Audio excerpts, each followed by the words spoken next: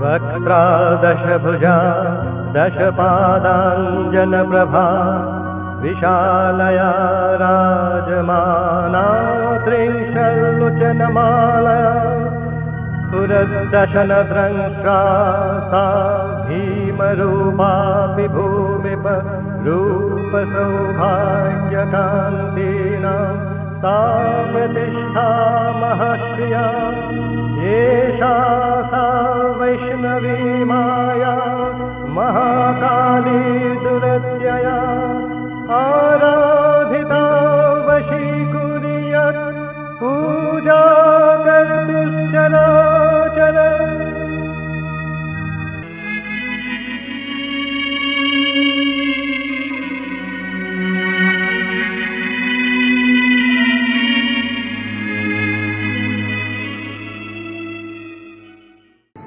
सांध्य पाठ्य को आप मान को स्वागत करुँ।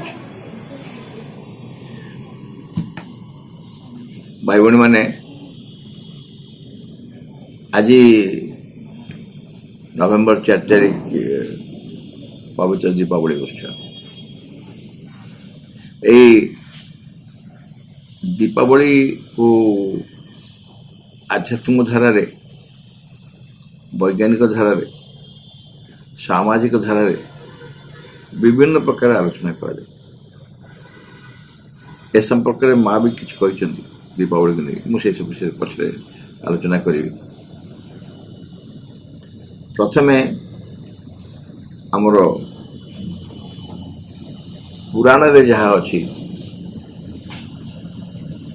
श्री रामचंद्र रावण को बद्ध कले एवं से उद्देश्य रे जो आलोक जलाही दीप जलाही आलोक को भिन्न भिन्न प्रकार आसी बर्तमान दीप को आसगला। आम पिलादिने गोटे कविता पढ़ी तो कवितार ना चला दशहरा किंतु वास्तविक शरत ऋतुर वर्णना से कविता थिला। आरंभ शरत ऋतु विषय विभिन्न प्रकार वर्णना करके आसिले शेष कहला एई शरते दिने भारते राघव रामचंद्र सागर कोले अगाध जले बांधिले सेतु बंध देवी चरण करिवरण शुभ दिवसे আজি विजय पथे चढ़ले सते बानर सेना साजी सर्वंशे अरि विनाश करी लंकारे जाली चिता से स्मृति আজি उठे विराजे उद्धरी छिड़े सीता। अर्थात ये हूँ श्रीरामचंद्र विजय पुरातन बा आसुरिक शक्ति आपको आम सिंबलिकाली नहीं पार।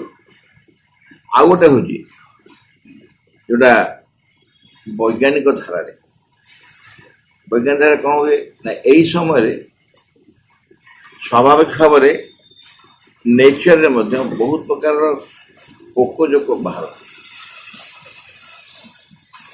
आप मैंने मनुष्य जो मैंने दीपावली सब दीप जाली थे आजिकल कमिले मुझे जापर आम पिला दिन तो प्रबल हो से दीप जलाई सका से दीप चारिक जाक पोक मैंने मरी पड़े परिवेश को प्रदूषण रक्षा करने आलोक जला बाण फुटा संपर्क में स्पेसिफिक सपक्ष विशेष सेमती किसी ना किंतु पंडिचेरी शिवबिंद आश्रम रे बाण फुटा को बारण कराई बाण फुटाती ना बाण फुटेवा संपर्क में प्लस माइनस उभय कही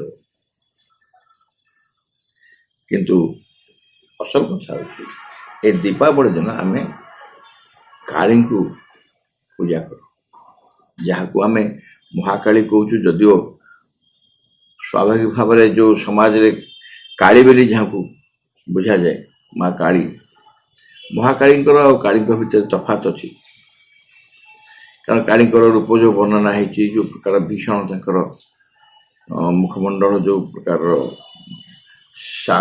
माँ बही प्रभु लिखिं भीषण मुखमंडल आउ हाथ में खड़ग धरी ଗୋଟେ ଜିହ୍ୱା କାଢ଼ିଥିବେ, ଲହ ଲହ ଜୁହା ମାଗ ବର୍ଣ୍ଣନା ଅଛି। ଲହ ଲହ ଜୁହା କାଢ଼ିଥିବେ ଅସୁରମାନଙ୍କ ଉପରେ ତାଙ୍କର ଭୀଷଣ ଏକ ପ୍ରଭାବ। ଆମେ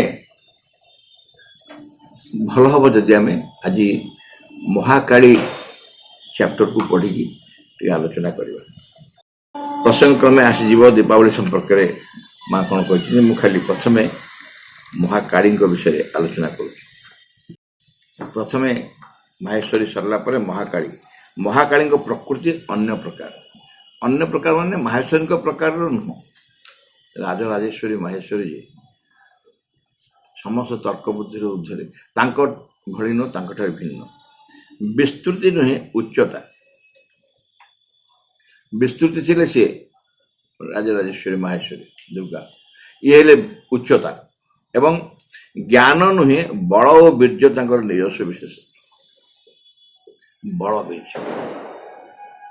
ଘନ ଘୋର ତାମସ ଅସୁର ନାଶେ, ରୌଦ୍ର ମୂର୍ତ୍ତି ଭୟଙ୍କର, ବଳ ବୀର୍ଯ୍ୟ ଶୌର୍ଯ୍ୟ ପିଣ୍ଡ ଦାନେ, ভীষণ প্রলয়ঙ্কর, বর ভয় হস্তে বীর ভক্তে, ঊর্ধ্বগমন বিধায়িনী, শ্রীপাদ পদ্মে মহাকালী, প্রণমে বিজୟ ପ୍ରଦାୟିନୀ। ହେଉଛି ମହାକାଳୀଙ୍କ ବର୍ଣ୍ଣନା। ତାଙ୍କ ମଧ୍ୟରେ ଅଛି ଗୋଟେ ଦୁର୍ବାର ତୀବ୍ରତା, ପୂର୍ଣ୍ଣ ସିଦ୍ଧି ଆଡ଼କୁ ଶକ୍ତିର ବିପୁଳ ଆବେଗ। ସବୁ ଯେତକ ଆଡଜେକ୍ଟିଭ ଆମେ ଦେଖିବା ସବୁ ଗୁଡାକ ସୁପରଲେଟିଭ ପୁରା। ଦୁର୍ବାର ତୀବ୍ରତା ମାନେ ତୀବ୍ରତା ତ ଗୋଟେ ଗତି, ତୀବ୍ର ସାଧାରଣ ଗତି ଠାରୁ ଅଧିକ ହେଲା ତୀବ୍ର, ସ୍ପିଡି, ଆହୁରି ଅଧିକ। କିନ୍ତୁ ଦୁର୍ବାର ତୀବ୍ରତା, ତାକୁ କଳ୍ପନା କରିବାକୁ ପଡ଼ିବ ମନ ଭିତରେ କେତେ ତୀବ୍ର ତାଙ୍କ ଗତି। ପୂର୍ଣ୍ଣ ସିଦ୍ଧି ଆଡ଼କୁ ଶକ୍ତିର ବିପୁଳ ଆବେଗ, ସକଳ ସୀମା ଓ ସକଳ ବାଧା ଚୂର୍ଣ୍ଣ କରି ଦୌଡ଼ି ଚାଲିପାରି ଏପରି ଏକ ଦିବ୍ୟ ପ୍ରଚଣ୍ଡତା। ଯେତେ ବାଧା ଅଛି ସବୁ ବାଧାକୁ ଭାଙ୍ଗିକି, ଯେତେ ବାଧା ସବୁ ଭାଙ୍ଗିକି ସିଦ୍ଧି ଆଡ଼କୁ, ପୂର୍ଣ୍ଣ ସିଦ୍ଧି ଆଡ଼କୁ ନେଇଯିବା ପାଇଁ ପ୍ରଚଣ୍ଡତା, ଦିବ୍ୟ ପ୍ରଚଣ୍ଡତା। ତାଙ୍କର ସମଗ୍ର ଭାଗବତୀ ପ୍ରକୃତି ଝଞ୍ଜା ପରି ରୁଦ୍ର କର୍ମର ପ୍ରଭାବରେ ପ୍ରସ୍ଫୁରିତ। ଝଞ୍ଜା ପରି, ପବନ ପରି ନୁହଁ, ହାୱା ପରି ନୁହଁ, ଝଡ଼ ତୋଫାନ, ଝଞ୍ଜା ପରି ରୁଦ୍ର କର୍ମର ପ୍ରଭାବରେ ପ୍ରସ୍ଫୁରିତ। ରୁଦ୍ର ଯେ ଭୀଷଣ ଏକଦମ। ସାଧାରଣ ବ୍ୟକ୍ତି କର୍ମ କରୁଥିବା ରୁଦ୍ର କର୍ମର ଗୋଟେ ଅତି ତୀବ୍ରତା। ସେ ଅଛନ୍ତି କ୍ଷିପ୍ରତା ସକାଶେ, ଯେତେ ବେଗୀ, ଯେତେ ଶୀଘ୍ର କ୍ଷିପ୍ରତା ସକାଶେ। ଆଶୁ ଫଳଦାୟୀ ପ୍ରକ୍ରିୟା ସକାଶେ ତୁରନ୍ତ କାମ ହବ, ସାଙ୍ଗେ ସାଙ୍ଗେ, ୱେଟ୍ ନାହିଁ, ଅପେକ୍ଷା କରିବାର ନାହିଁ। ମହାକାଳୀ ଯଦି ହସ୍ତକ୍ଷେପ କରିବେ କାମ ସାଙ୍ଗେ ସାଙ୍ଗେ ତୁରନ୍ତ ହବ। ସମ୍ମୁଖ ଆକ୍ରମଣ ସକାଶେ, ସମ୍ମୁଖ ଆକ୍ରମଣ ଯଦି ଆସେ ମହାକାଳୀ ସେଥିପାଇଁ ପ୍ରସ୍ତୁତ ହେଇଯିବ, ସିଏ ସେଥିପାଇଁ ପ୍ରସ୍ତୁତ। ଏବଂ ଯାହାକି ସାକ୍ଷାତ ଏବଂ ସଘନ ଆଘାତରେ ସବୁ কিছুକୁ ପରାଭୂତ କରେ। ସାକ୍ଷାତ ଏବଂ ସଘନ ଆଘାତରେ ସବୁ কিছুକୁ ପରାଭୂତ କରେ। ଅସୁରଙ୍କ ପ୍ରତି ଭୟଙ୍କର ତାଙ୍କର ମୁଖମଣ୍ଡଳ। ଅସୁରଙ୍କ ପ୍ରତି, ଯଦି ଆମ ଭିତରେ ଅସୁର ଅଛନ୍ତି, ମହାକାଳୀଙ୍କ ମୁଖମଣ୍ଡଳ କେମିତି ହେଇଥିବ? ଅସୁର କ'ଣ ବାହାରୁ ମାର୍କେଟରୁ ଆସିବେ କି? ଅସୁର ଆଉ କେଉଁ ରାଜ୍ୟରୁ ଆସିବେ କି? ଏଇଠି ଅଛନ୍ତି। ଆମ ଭିତରେ ଯେଉଁ ଆସୁରିକ ପ୍ରବୃତ୍ତି ଅଛି, ଆସୁର ଆମ ଭିତରେ ଯେ ଅଛି, ତା ପ୍ରତି ତାଙ୍କର ଭୟଙ୍କର ତାଙ୍କର ମୁଖମଣ୍ଡଳ। ସେ ଡ୍ରେସିଂ ପେଣ୍ଟିଂ ହେଇକି ମୁଖମଣ୍ଡଳକୁ ଯାଆନ୍ତିନି ଅସୁରଙ୍କ ପାଖକୁ, ବିକଟାଳ ହେଇକି ଯାଆନ୍ତି ମୁଖମଣ୍ଡଳ ତାଙ୍କର। ଭଗବତ ବିଦ୍ୱେଷୀ ପ୍ରତି ନିର୍ମମ ନିଦାରୁଣ ତାଙ୍କ ଚିତ୍ତ। ଯିଏ ଭଗବାନଙ୍କୁ ବିରୋଧ କରିବ, ବିଦ୍ୱେଷୀ, ଭଗବତ ବିଦ୍ୱେଷୀ ଯିଏ, ତାଙ୍କ ପ୍ରତି ତାଙ୍କର ମୁଖମଣ୍ଡଳ ବା ତାଙ୍କର ମନ କେମିତି, ମନୋଭାବ କେମିତି? ନିର୍ମମ ନିଦାରୁଣ ତାଙ୍କର ଚିତ୍ତ। ଦୟାମାୟା ନାହିଁ, ଭଗବାନଙ୍କୁ ବିରୋଧ କରୁଛି, କୌଣସି ଦୟା ନାହିଁ, ନିର୍ମମ। ଆଉ କାରଣ ସିଏ ବିଶ୍ୱଲୋକର ରଣରଙ୍ଗିନୀ। ବିଶ୍ୱଲୋକର ରଣରଙ୍ଗିନୀ ସଂଗ୍ରାମରେ କେବେ ବି ପଶ୍ଚାତପଦ ହୁଅନ୍ତି ନାହିଁ। ସଂଗ୍ରାମରେ ସେ କେବେ ବି ପଶ୍ଚାତପଦ ହୁଅନ୍ତି ନାହିଁ। ମାନେ ଫେରିବା ପ୍ରଶ୍ନ ଉଠୁନି, ଆଗେଇ ଚାଲିବା, ମାଡ଼ି ଚାଲିବା। ସାମାନ୍ୟ ତ୍ରୁଟି ବି ତାଙ୍କର ଅସହନୀୟ। ସାମାନ୍ୟ ତ୍ରୁଟି ଯଦି ସିଏ ସେହିପରି ହେଇନଥାନ୍ତେ ତାହେଲେ ଯେତିକି ବି ଶୃଙ୍ଖଳା ପୃଥିବୀରେ ଅଛି ରହନ୍ତା ନାହିଁ। ନା ତ୍ରୁଟି ସେ ସହିପାରନ୍ତିନି। ସାମାନ୍ୟ ତ୍ରୁଟି ବି ତାଙ୍କର ଅସହନୀୟ। ମନୁଷ୍ୟ ମଧ୍ୟରେ ଯାହା କିଛି ଅନିଚ୍ଛୁକ, ଆମେ ତ ବେଶ କିଛି ଅନିଚ୍ଛୁକ ଅଛନ୍ତି ନା। ମଣିଷ ମାନେ ଭିନ୍ନ ଭିନ୍ନ ମଣିଷ ନୁହଁ, ମଣିଷ ଭିତରେ ଯାହା ଅନିଚ୍ଛୁକ। ମୋ ଭିତରେ କିଏ ଚାହୁଁଛି ମୋ ଭିତରେ ଆଳସ୍ୟ ନ ଭାଙ୍ଗିବା ପାଇଁ, କିଏ ଚାହୁଁଛି ମୋ ଭିତରେ ଲୋଭ ନ ଛାଡ଼ିବା ପାଇଁ, କିଏ ଚାହୁଁଛି ମୋ ଭିତରେ କାମ ନ ଛାଡ଼ିବା ପାଇଁ, ଦ୍ୱେଷ ନ ଛାଡ଼ିବା ପାଇଁ। ମୋ ଭିତରେ ଏଇମାନେ ଯେ ସବୁ ମନୁଷ୍ୟ ମଧ୍ୟରେ ଯାହା କିଛି ଅନିଚ୍ଛୁକ, ଏମାନେ ସବୁ ଯେ ଅନିଚ୍ଛା ପ୍ରକାଶ କରୁଛନ୍ତି, ତା ପ୍ରତି ରୂଢ଼ ତାଙ୍କର ବ୍ୟବହାର। ରୂଢ଼ ବ୍ୟବହାର, ରୂଢ଼ ବ୍ୟବହାର ମାନେ ଉଠର ହାତରେ କି? ରୂଢ଼ ବ୍ୟବହାର ମାନେ ବୁଝି ହେଉଛି ରୂଢ଼ ବ୍ୟବହାର। ରୂଢ଼ ତାଙ୍କର ବ୍ୟବହାର।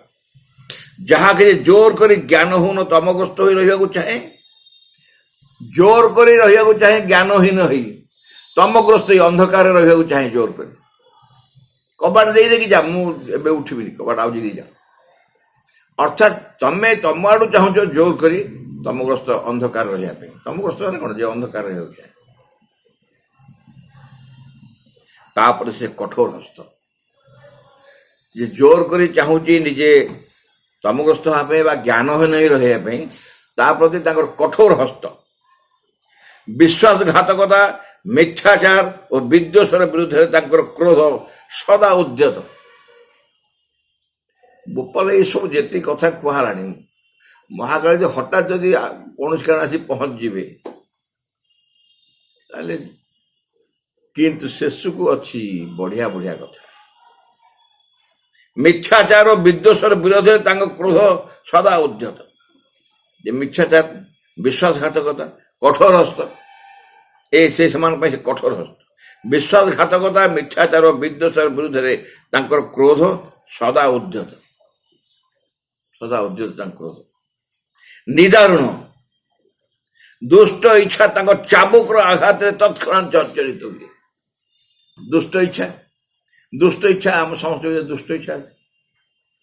ବ୍ୟାଡ୍ ୱିଲ୍, ମନ୍ଦ ଇଚ୍ଛା, ଅନ୍ୟ କାହା ପ୍ରତି ହଉ, କିଛି ନହେଲେ ସଂସାର ପ୍ରତି ହଉ, କିଛି ମନ୍ଦ ଇଚ୍ଛା ଯାହା ଭିତରେ ଥିବ ତାକୁ ସେ କେମିତି ବ୍ୟବହାର କରନ୍ତି? ତାଙ୍କ ଚାବୁକର ଆଘାତରେ ତତ୍କ୍ଷଣାତ୍ ଜର୍ଜରିତ ହୁଏ। ଚାବୁକ ମାଡ଼ ଦିଅନ୍ତି ତାକୁ, ଦୁଷ୍ଟ ଇଚ୍ଛା।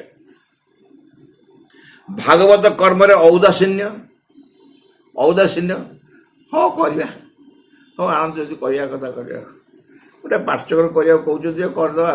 ଇଏ ଔଦାସୀନ୍ୟ ମାନେ ଉଦାସିଆ ହବ, ଉଦାସିଆ ହବ, ଆଳସିଆ ଉଦାସିଆ ହବ। ଯେ ଔଦାସୀନ୍ୟ, ଶୈଥିଲ୍ୟ, ଆଳସ୍ୟ, ତାଙ୍କର ଅସହ୍ୟ, ଏସବୁ ସହିପାରିବେ। ଉଠ କହିଲେ ଠିଆ ହେଇଯିବ। ଧର ତମେ ଶୋଇଛ, ତମକୁ କହିଲା ଏଇ ବାବୁ ଉଠିଲ, ଆଜ୍ଞା କ'ଣ ପାଇଁ ଡାକୁଛନ୍ତି? ରାତି ବେଶୀ ହେଲାଣି, ଆପଣ ଏତେବେଳେ ଯାଏ କାହିଁ ଡାକୁଛନ୍ତି? କାଲି ସକାଳେ। ଏକୁ ସେ ସହିପାରିବେନି। ସେ କ'ଣ କହିବେ? ଏଇ ଉଠିଲୁ, ଧଟ କରି ଉଠି ଠିଆ ହେଇକି ସାଙ୍ଗେ ସାଙ୍ଗେ ଚାଲ, କୁଆଡ଼େ ଯିବା, କ'ଣ ପାଇଁ, କାହିଁ ଉଠିଲ, କହ। ଉଠିକି ଠିଆ ହେଇ ପଡ଼ିବ। ଏଗୁଡ଼ା ତାଙ୍କର ଅସହ୍ୟ। ଭାଗବତ କର୍ମରେ ଔଦାସୀନ୍ୟ, ଶୈଥିଲ୍ୟ, ଆଳସ୍ୟ, ତାଙ୍କର ଅସହ୍ୟ। ଅସମୟରେ ଯେ ନିଦ୍ରାଳୁ, କେମିତି ଆମ ଗୁଣ ଗୁଡ଼ାକୁ ଚିହ୍ନିଛନ୍ତି ସେ। ଅସମୟରେ ଯେ ନିଦ୍ରାଳୁ, ଯେ ଦୀର୍ଘ ସୂତ୍ରୀ, ବହୁ ସମୟ ନିଏ କାମକୁ, ପ୍ରୟୋଜନରେ ତତ୍କ୍ଷଣାତ୍ ତୀବ୍ର ଆଘାତରେ ତାକୁ ଜାଗ୍ରତ କରନ୍ତି। ପ୍ରୟୋଜନ ହେଲେ ତୀବ୍ର ଆଘାତରେ ତତ୍କ୍ଷଣାତ୍ ସାଙ୍ଗେ ସାଙ୍ଗେ ତାକୁ ଜାଗ୍ରତ କରାନ୍ତି। କ୍ଷିପ୍ର, ସରଳ, ଅକପଟ ଯେଉଁ ସକଳ ପ୍ରେରଣା, ଅକୁଣ୍ଠ ଅବ୍ୟଭିଚାରୀ ଯେଉଁ ସବୁ ଗତିଧାରା, ଅଗ୍ନିଶିଖା ପରି ଊର୍ଦ୍ଧ୍ୱଗାମୀ ଯେଉଁ ଅଭିପ୍ସା, ଏଇସବୁ ହେଲା ମହାକାଳୀଙ୍କ ପଦକ୍ଷେପ। ତାହେଲେ ତାଙ୍କ ଡିପାର୍ଟମେଣ୍ଟ କ'ଣ? ଏଗୁଡ଼ା ଟଏଲେଟ୍ କରନ୍ତିନି କହିଲେ, डिपार्टमेंट होची क्षिप्र सरल सरल को से बहुत भल पाए अकपट कौन कपट नथिबो जो सकल प्रेरणा अकुंठ अव्यभिचारी जो सब गतिधारा अकुंठ गतिधारा अव्यभिचारी कौन व्यभिचार नथिबो ता भितर अग्निशिखा पर ऊर्ध्वगामी जो अभिप्सा अभिप्सा तीर्थ उठी अग्निशिखा पर यही सब है महाकाली पदक्षेप महाकाली यही सब विषय महाकाली चाहती अदम्य प्रवृत्ति स्वभाव जे अदम्य दृष्टि संकल्प स्वेन विहंगर व्यवहार तुल्य उत्तुंग सुदूर प्रसारी स्वेन विहंग माने आगु सागुणा चिल्ल चिल्ल जो बहुत ऊपर उठे सेठू चाहिए तले देखु चाहे से माने महाकाली दृष्टि एते तीव्र प्रखर दृष्टि संकल्प स्वेन विहंगर व्योम विहार तुल्य उत्तुंग सुदूर प्रसारी बहुत ऊर्ध्व से चाह पारती बहुत दूर देखी पारती सुदूर प्रसारी सबुआड़े चाहती नजर पकड़ ऊर्ध्वायुध पछरे क्षिप्र गति ऊर्ध्वायुध पछरे ऊर्ध्व उठी जो पछर से क्षिप्र गति हस्त दंड विधान और अभय सकाशे प्रसारित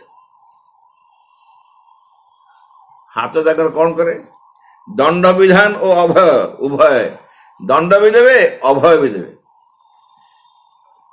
आम भाव महाकाली तो केवल डेंजर विपज्जनक सबू दंड भी दे पारे अभय भी दे पारे कारण कारण से भी माँ ये कारण से भी माँ माँ को गोटे रूप ना महाकाली से भी माँ स्नेह क्रोध पर तीव्र जी क्रोध तीव्र स्नेह भी से तीव्र स्नेह क्रोध पर तीव्र करुणा सुगभीर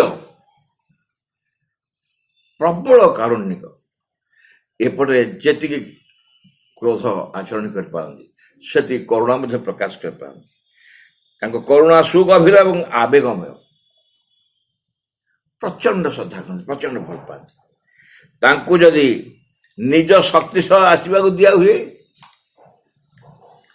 महाकाली जदि आम आह्वान करुचु माँ तुम्हें आस माँ तुम्हें आह्वान कर तुम्हें ये आसी पहुंची जाओ मु आह्वान कर माँ तुम्हें आसी जाग्रत हो ये मो पाखे मो भितर जाग्रत हो महाकाली के मो आस्पृहा कली आह्वान कली तेरे जो सब बाधा आम मान अग्रगतिर शक्ति को नष्ट कर दियंती अनेक बाधा अच्छा आम अग्रगति को नष्ट कर दियंती अनेक आम निजर नेचर रे आम स्वभाव रे एभली जो बाधा अच्छी कि आम अग्रगति को नष्ट कर दियंती जे सब शत्रु साधक को आक्रमण करती अनेक शत्रु अच्छा शत्रु माने आउटसाइड शत्रु मुख्यतः नुह आम इनर आम भितर सब शत्रु मैंने अच्छा आम आक्रमण करते से सब को असमंजस वस्तु तुल्य मुहूर्तक से चूर्ण कर दिया असमंजस माने जोड़ाक ठीक ठाक नहीं धर गोटे पत्थर को साइज करुच्ची पत्थर को साइज करुच्ची गोटे आबू भाया पत्थर बाहर पटे तो मुझे कौन करी से खंड को सांगे सांगे बाड़े सफा कर असमंजस वस्तु तुल्य मुहूर्तक से चूर्ण कर दिया भांगी दिखते सफा कर विरोधी पक्ष कोपानल भयंकर जे विरोध करते प्रति कोप भयंकर कोप राग दुर्बल भीरु पक्षे चाप पीड़ादायक भीषण जे दुर्बल भीरु भयालु जे से भी चाप प्रबल कारण तुम भीरु दुर्बल हाँ तुम किए कहला यदि माँ को शक्ति रही तुमको साहाय्य करने तुमको ऊर्ध्व को उठे तमें पाखे दुर्बल कहीं हो भीरु कहीं हो महाकाली अच्छा तुम भीतर से भीरुता दुर्बलता भांगी देवाई चाप पीड़ादायक और भीषण एभली से तुम चाप देवे जे तुम कष्ट पीड़ादायक हो किंतु वीर शक्तिमान महत्कर से प्रिय एवं पूज्या जो मैंने वीर जो मैंने शक्तिमान और जो मैंने महत ଉଚ୍ଚ ସ୍ତରର ଯେଉଁମାନେ ସେ ସେମାନଙ୍କର ପ୍ରିୟ ଏବଂ ପୂଜ୍ୟା, ସେମାନେ ତାଙ୍କୁ ଭଲ ପାଆନ୍ତି। ସେମାନଙ୍କୁ ମଧ୍ୟ ସେ ବହୁତ ଭଲ ପାଆନ୍ତି, କାରଣ ସେମାନେ ଅନୁଭବ କରନ୍ତି ଯେ ସେମାନଙ୍କ ଆଧାରରେ ଯାହା ବିଦ୍ରୋହୀ ତାକୁ ବାରମ୍ବାର ଆଘାତ କରି ସାମର୍ଥ୍ୟ ଏବଂ ନିର୍ଦ୍ଦୋଷ ସତ୍ୟରେ ସେ ପରିଣତ କର। ମୁଁ ଯେତେବେଳେ ଜାଣିଲି ମୋ ଭିତରେ ଦୁର୍ବଳତାକୁ ମହାକାଳୀ ହିଁ କେବଳ ଦୁର୍ବଳତାକୁ ଭାଙ୍ଗିକି ସଫା କରିଦେବେ, ତେଣୁ ମୁଁ ତାଙ୍କୁ ପ୍ରବଳ ଭାବରେ ଆହ୍ୱାନ କଲି ଏବଂ ସେ ଯେତେବେଳେ ଜାଣିଲେ ତାଙ୍କ ଭିତରେ ସମସ୍ତ ଦୁର୍ବଳତାକୁ ଦୂର କରିବାକୁ ସେ ସୁଯୋଗ ଦେଉଛି, ସେ ମଧ୍ୟ ମୋତେ ଶ୍ରଦ୍ଧା କରୁଛନ୍ତି, ମୋତେ ବହୁତ ଭଲ ପାଉଛି। ବାରମ୍ବାର ଆଘାତ କରି ସେମାନଙ୍କ ଆଧାରରେ ଯାହା ବିଦ୍ରୋହୀ ତାକୁ ବାରମ୍ବାର ଆଘାତ କରି ସାମର୍ଥ୍ୟ ଏବଂ ନିର୍ଦ୍ଦୋଷ ସତ୍ୟରେ ସେ ପରିଣତ କର। ତାକୁ ସାମର୍ଥ୍ୟ ଦିଅନ୍ତି ଏବଂ ନିର୍ଦ୍ଦୋଷ ସତ୍ୟ, ନିର୍ଦ୍ଦୋଷ ସତ୍ୟ, ଦୋଷହୀନ, ସମ୍ପୂର୍ଣ୍ଣ ଦୋଷହୀନ, ଯାହା କୁଟିଳ ଏବଂ ବିକୃତ, ଯାହା କୁଟିଳ ଏବଂ ବିକୃତ ତାକୁ ପୁନଃ ପୁନଃ ପ୍ରହାର କରି ସିଧା କରିଦିଅନ୍ତି। এটা ହବନି ବୋଲି ଛାଡ଼ନ୍ତିନି, କାହାରିକି ଛାଡ଼ନ୍ତିନି, କାହାରିକି ଛାଡ଼ନ୍ତିନି। ବଙ୍କା ତେରା ଯିଏ ଅଛି ତାକୁ ବାଡ଼େଇ ବୁଟି ସିଧା କର, ପୁନଃ ପୁନଃ ଆଘାତ କରି, ଯାହା କୁଟିଳ ବିକୃତ ତାକୁ ପୁନଃ ପୁନଃ ପ୍ରହାର କରି ସିଧା କରିଦିଅନ୍ତି। ବିକୃତ ବଙ୍କା ହେଇଯାଇଛି, ଛୁରୀଟା ବଙ୍କା ହେଇଯାଇଛି ବା କଟୁରୀଟା କି ଶାବଳଟା ବଙ୍କା ହେଇଯାଇଛି, କାମ ହବନି, ଆମେ କଣ କରୁ? ବାଡ଼େଇ ବାଡ଼େଇ ତାକୁ ସିଧା କରନ୍ତି, ଛାଡ଼ି ଦିଅନ୍ତିନି ହବ ନାହିଁ ବୋଲି। ଯାହା ଅଶୁଦ୍ଧ ବା ଦୋଷଯୁକ୍ତ ତାକୁ ବହିଷ୍କୃତ କରିଦିଅନ୍ତି। ଯିଏ ଅଶୁଦ୍ଧ କେବେ ବି ସିଧା ହବ ନାହିଁ, କିଏ ପରିବର୍ତ୍ତନ ହବ ନାହିଁ, ତା ଭିତରୁ ଅଶୁଦ୍ଧତାକୁ ବହିଷ୍କୃତ କରିଦିଅନ୍ତି। ତାହା ଦୋଷଯୁକ୍ତ ଯୋଉଟା ତାକୁ ବହିଷ୍କୃତ କରିଦିଅନ୍ତି। ଯଦି ସେ ନଥାନ୍ତେ ତେବେ ଦିନକରେ ଯେଉଁ କାର୍ଯ୍ୟ ହୁଏ ତାହା ସମ୍ପୂର୍ଣ୍ଣ କରିବାକୁ ବହୁ ଶତାବ୍ଦୀ ପ୍ରୟୋଜନ ହୁଅନ୍ତା। ମହାକାଳୀ ଯଦି ନଥାନ୍ତି ଯେଉଁ କାର୍ଯ୍ୟ ଗୋଟାଏ ଦିନରେ ହେଇପାରୁଛି ଶତାବ୍ଦୀ ଲାଗନ୍ତା, ଶହ ଶହ ବର୍ଷ ଲାଗୁଥାନ୍ତା। ତାଙ୍କ ଅଭାବରେ ଆନନ୍ଦ ହୁଏ ତ ଉଦାର ଗମ୍ଭୀର, ତାଙ୍କ ଅଭାବରେ ଯଦି ମହାକାଳୀ ନାହାନ୍ତି ଆନନ୍ଦ ହୁଏ ତ ଉଦାର ହେଇଯିବ, ଗମ୍ଭୀର ହେଇଯିବ, କିମ୍ବା କୋମଳ ମଧୁର ସୁନ୍ଦର ହୋଇପାରିଥାନ୍ତା, କିନ୍ତୁ ସେଥିରେ ପରମ ତୀବ୍ରତାର ପ୍ରଜ୍ୱଳିତ ଉଲ୍ଲାସ ନଥାନ୍ତା। ମହାକାଳୀଙ୍କର କ୍ୱାଲିଟିଜକୁ କେତେ ଚମତ୍କାର ଭାବରେ ଶ୍ରୀ ଅରବିନ୍ଦ ବର୍ଣ୍ଣନା କରିଛନ୍ତି। ତାଙ୍କ ଅଭାବରେ ଆନନ୍ଦ ହୁଏ ତ ଉଦାର ଗମ୍ଭୀର ହବ, କିମ୍ବା କୋମଳ ମଧୁର ଆନନ୍ଦ ହବ, ସୁନ୍ଦର ହେଇପାରିବ, କିନ୍ତୁ ସେଥିରେ ପରମ ତୀବ୍ରତାର ପ୍ରଜ୍ୱଳିତ ଉଲ୍ଲାସ ନଥାନ୍ତା। ଯେଉଁ ଉଲ୍ଲାସ ଗୋଟେ ପ୍ରଜ୍ୱଳିତ ଉଲ୍ଲାସ, ଆଲୋକିତ ଉଲ୍ଲାସ, ଆନନ୍ଦ, ସେଇଟା ନଥିବ। ଜ୍ଞାନରେ ସେ ଆଣିଦିଅନ୍ତି ବିଜୟିନୀ ଶକ୍ତି, ଯେଉଁ ଜ୍ଞାନ ବିଜୟ ପ୍ରାପ୍ତ କରାଏ, ଜ୍ଞାନରେ ଆଣିଦିଅନ୍ତି ବିଜୟିନୀ ଶକ୍ତି। ସୌନ୍ଦର୍ଯ୍ୟରେ ଏବଂ ସୁଷମରେ ଆଣିଦିଅନ୍ତି ଗୋଟିଏ ସମୁଚ୍ଚ ଉର୍ଦ୍ଧାୟିତ ଗତି, ସୌନ୍ଦର୍ଯ୍ୟ ଏବଂ ସୁଷମରେ ଆଣିଦିଅନ୍ତି ଗୋଟିଏ ସମୁଚ୍ଚ ଉର୍ଦ୍ଧାୟିତ ଗତି। ଆଉ ସିଦ୍ଧିକୁ ସର୍ବାଙ୍ଗ ସୁନ୍ଦର କରିବା ସକାଶେ ଯେଉଁ ମନ୍ଥର ଓ କଷ୍ଟକର ପ୍ରୟାସ ଅଛି ସେଥିରେ ଆଣିଦିଅନ୍ତି ଏପରି ପ୍ରବେଗ ଯାହାଫଳରେ ଶକ୍ତି ବହି ଗୁଣିତ ହୁଏ। ଆମର ଯେତେବେଳେ ସିଦ୍ଧି ଖୋଜୁଛୁ, ସିଦ୍ଧି ପ୍ରାପ୍ତ ହେବା ପାଇଁ ଅନେକ ଦିନ ଲାଗୁଛି, ଅନେକ ସମୟ, ଅନେକ ବର୍ଷ ଲାଗୁଛି, ତାକୁ ସେ ତୀବ୍ର କରିଦିଏ। ସିଦ୍ଧିକୁ ସର୍ବାଙ୍ଗ ସୁନ୍ଦର କରିବା ସକାଶେ, ସର୍ବାଙ୍ଗ ସୁନ୍ଦର, ସିଦ୍ଧି ଖାଲି ପହଞ୍ଚିଗଲେ ନେବନି, ସବୁ କିଛିକି ନେଇକି ସାଙ୍ଗରେ ସିଦ୍ଧି, ପରିପୂର୍ଣ୍ଣ ସିଦ୍ଧି ଯୋଉଟା କୁହାଯାଏ, ପୂର୍ଣ୍ଣାଙ୍ଗ ସିଦ୍ଧି। ଏଇ ସିଦ୍ଧି ପାଇଁ ଯଦି ଦରକାର ପଡ଼େ ସେ ଆମକୁ ଯେଉଁ ମନ୍ଥର କଷ୍ଟକର ପ୍ରୟାସ, ଆମ ଚେଷ୍ଟା ବହୁତ ମନ୍ଥର, ଧୀର, କଷ୍ଟକର, ବହୁତ କଷ୍ଟ ଲାଗେ, ତାକୁ ସେ କ'ଣ କରିଦିଅନ୍ତି, ସେଥିରେ ଆଣିଦିଅନ୍ତି ଏପରି ପ୍ରବେଗ, ଏପରି ବେଗ ଆଣିଦିଅନ୍ତି ଯାହାଫଳରେ ଶକ୍ତି ବହୁଗୁଣିତ ହୁଏ, ଦୀର୍ଘ ପଥ ହ୍ରସ୍ୱ ହୋଇଯାଏ। ଶକ୍ତି ବହୁଗୁଣିତ ହେଲେ କ'ଣ ହବ ନା, ପଥ ଯେଉଁ ଦୀର୍ଘ ଥିଲା, ରାସ୍ତା ଯେଉଁ ଦୀର୍ଘ ଥିଲା, ସେ ଛୋଟ ହେଇଯାଏ, ହ୍ରସ୍ୱ ହେଇଯାଏ। ପରମତମ ଯେଉଁ ଆନନ୍ଦ, ଉଚ୍ଚତମ ଯେଉଁ ଉଚ୍ଚତା, ମହତ୍ତମ ଯେଉଁ ଲକ୍ଷ୍ୟ, ବୃହତ୍ତମ ଯେଉଁ ଦୃଷ୍ଟି, ସେଥିରୁ ନ୍ୟୁନତର କିଛି ବି ତାଙ୍କୁ ତୃପ୍ତି ଦେଇପାରେନି। ସେ କହିନଥିଲି ମୁଁ ଆଗରୁ, ସବୁ ସୁପରଲେଟିଭ, ସବୁଠାରୁ ଶେଷ। ପରମତମ ଯେଉଁ ଆନନ୍ଦ, ଆନନ୍ଦ ହେଉଛି ପରମତମ ଆନନ୍ଦ, ସର୍ବଶେଷ ଆନନ୍ଦ। ବୃହତ୍ତମ ଯେଉଁ ଦୃଷ୍ଟି, ସବୁଠାରୁ ଉଚ୍ଚ, ସବୁଠାରୁ ବିରାଟ ଦୃଷ୍ଟି। ମହତ୍ତମ ଯେଉଁ ଲକ୍ଷ୍ୟ,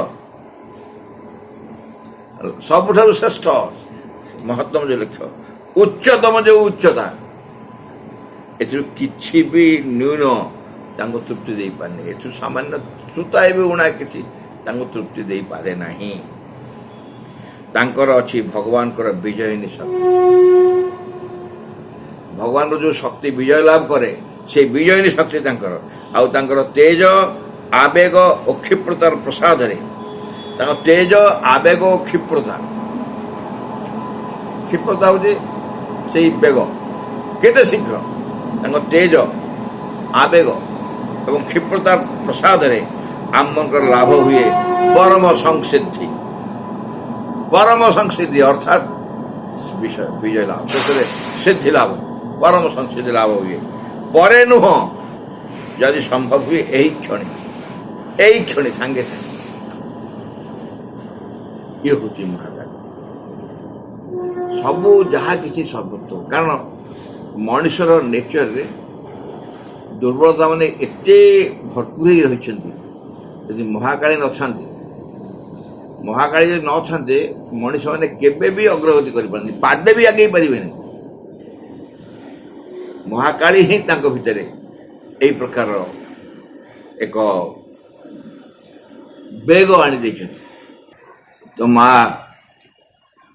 ଏଇ ଦିନକୁ କହିଲେ ଡେ ଅଫ୍ ଲାଇଟ୍, ଆଲୋକର ଦିବସ। ମା ଯେମିତି କହିଲେ ଆଲୋକର ଦିବସ, ଡେ ଅଫ୍ ଲାଇଟ୍, ଏବଂ ସମଗ୍ର ଦେଶରେ ଆମର ସବୁଆଡ଼େ ଆଜି ଦିନଟାକୁ ଦୀପାବଳି ପାଳନ କରନ୍ତି, ଦୀପ ପ୍ରଜ୍ୱଳନ କରି। ସମସ୍ତେ ସେଇକୁ ସିମ୍ବଲିକାଲି କୁହାଯାଇପାରିବ ଯେ, କିନ୍ତୁ ବାସ୍ତବରେ ଶ୍ରୀରାମଚନ୍ଦ୍ରଙ୍କୁ ଯେଉଁ ବିଜୟ ପ୍ରାପ୍ତ ହେଇଥିଲା, ଭିକ୍ଟ୍ରି ମିଳିଥିଲା, ଆକ୍ଚୁଆଲି ଭିକ୍ଟ୍ରି ମିଳିଥିଲା ତାଙ୍କୁ ଦଶହରାରେ ଭିକ୍ଟ୍ରି ହେଲା, ରାବଣ ବଧ ହେଲେ। ଏବଂ ତାର ପ୍ରମାଣ ସ୍ୱରୂପ ପ୍ରତୀକାତ୍ମକ ଭାବରେ ଏବେ ବି ଦଶହରା ଦିନ ରାବଣ ପୋଡ଼ି କରାହେଉଛି, ରାବଣ ମରା ହେଉଛି ଇତ୍ୟାଦି। କିନ୍ତୁ ଯେତେବେଳେ ଫେରିକି ଆସିଲେ, ଯେତେବେଳେ ସେ ଫେରିକି ଆସିଲେ ଅଯୋଧ୍ୟାରେ ସମସ୍ତେ ନରନାରୀ, ସମଗ୍ର ଅଯୋଧ୍ୟାବାସୀ ମାନେ ଆନନ୍ଦର ଉତ୍ସବରେ ସମସ୍ତେ, ଏବଂ ଘରେ ଘରେ ଦୀପ ଜଳା ହେଲା, ଆଲୋକ ଜଳା ହେଲା, ତାଙ୍କୁ ସ୍ୱାଗତ କରାହେଲା, ଶ୍ରୀରାମଚନ୍ଦ୍ରଙ୍କୁ ସ୍ୱାଗତ କରାହେଲା। ତାରି ପ୍ରମାଣ ସ୍ୱରୂପ ଆଜିକୁ ଡେ ଅଫ୍ ଲାଇଟ୍ ବୋଲି ମା କହୁଛନ୍ତି ଏବଂ ଆଲୋକର ଦିବସ କୁହାଯାଉଛି। ଯାହା ହଉ, ଆମମାନେ କିନ୍ତୁ ଦୀପାବଳିରେ ମହାକାଳୀଙ୍କୁ ସ୍ୱତନ୍ତ୍ର ଭାବରେ ହେଲେ ମଧ୍ୟ ମାଙ୍କୁ ହିଁ ଆଜି ସ୍ମରଣ କରିବା, ଯେତେ ଅଧିକରୁ ଅଧିକ ସଂସାରରୁ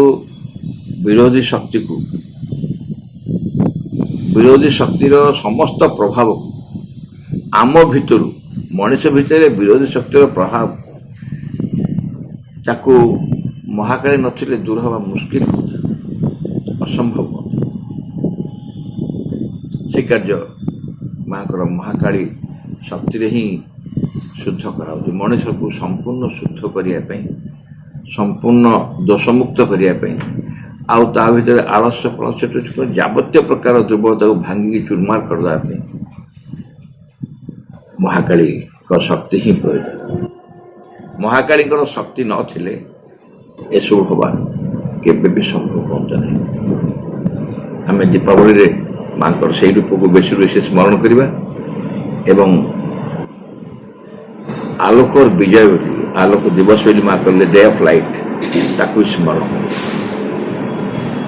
ଶେଷ କରିବା ଭଗବତ ସେବକର ପ୍ରାର୍ଥନା। ବିଘ୍ନ ବିନାଶନ ହେ ଭଗବାନ, ଜୟ ହନୁମାନ। ଆମମାନଙ୍କ ଅନ୍ତରେ କିଛି ହେଲେ ଯେପରି ତୁମ କାର୍ଯ୍ୟର ବିଘ୍ନ ନ ଘଟାଏ, କିଛି ହେଲେ ଯେପରି ତୁମର ଆବିର୍ଭାବରେ ବିଳମ୍ବ ନ ଘଟାଏ। সকল বিষয়ে সকল মুহূর্তে পূর্ণ ହେଉ ତୁମର ଇଚ୍ଛା। ତୁମ ସମ୍ମୁଖରେ ଛିଡ଼ା ହେଇଛୁ ଆମମାନେ, ତୁମର ଇଚ୍ଛା ହିଁ ଆମମାନଙ୍କ ମଧ୍ୟରେ, ଆମମାନଙ୍କ ସତ୍ତାର ପ୍ରତ୍ୟେକ ଅଙ୍ଗରେ, ପ୍ରତ୍ୟେକ କର୍ମରେ, ଉଚ୍ଚତମ ଚୂଡ଼ାରୁ ତୁଚ୍ଛତମ ପ୍ରତ୍ୟେକଟି କୋଶରେ ପୂର୍ଣ୍ଣ ହେଉ। ତୁମଠାରେ ଆମମାନଙ୍କର ନିଷ୍ଠା ହୁଏ ଯେପରି ସର୍ବାଙ୍ଗୀନ ଚିରନ୍ତନ। ଆମମାନେ ଅନ୍ୟ ସବୁ କିଛି ପରିହାର କରି ଯାଉଁ ସମ୍ପୂର୍ଣ୍ଣ ରୂପେ ତୁମ ପ୍ରଭାବର ଅଧୀନରେ ରହିବ। ଆମମାନେ କେବେ ଯେପରି ନ ଭୁଲୁ ତୁମ ନିକଟରେ ଗଭୀର ଭାବରେ ନିବିଡ଼ ଭାବରେ କୃତଜ୍ଞ ହୋଇ ରହିବାକୁ। ପ୍ରତି ମୁହୂର୍ତ୍ତରେ ତୁମେ ଆମମାନଙ୍କୁ ଯେଉଁ ଅପୂର୍ବ ସମ୍ପଦ ସବୁ ଦାନ କରି ଯାଉଛ ସେସବୁର କିଛି ଯେପରି ଆମମାନେ ଅପଚୟ ନ କରୁ। ଆମମାନଙ୍କର ପ୍ରତ୍ୟେକ ଅଙ୍ଗ ଯେପରି ତୁମ କାର୍ଯ୍ୟରେ ସହଜର ହୁଏ ସେସବୁ ଯେପରି ପ୍ରସ୍ତୁତ ହୋଇ ଉଠନ୍ତି ତୁମର ସିଦ୍ଧି ସକାଶେ। ପରମ ସିଦ୍ଧିକର୍ତ୍ତା ହେ ଭଗବାନ, ଜୟ ହେଉ ତୁମର ବିଜୟରେ ଦିଅ ଆମମାନଙ୍କର ଜ୍ୱଳନ୍ତ ସକ୍ରିୟ ଚରମ ଅଟଳ ବିଶ୍ୱାସ। In the name of the Mother, for the sake of the Mother, by the power of the Mother, with the strength of the Mother, to all adverse harmful being or force, I order to quit this place at once and forever.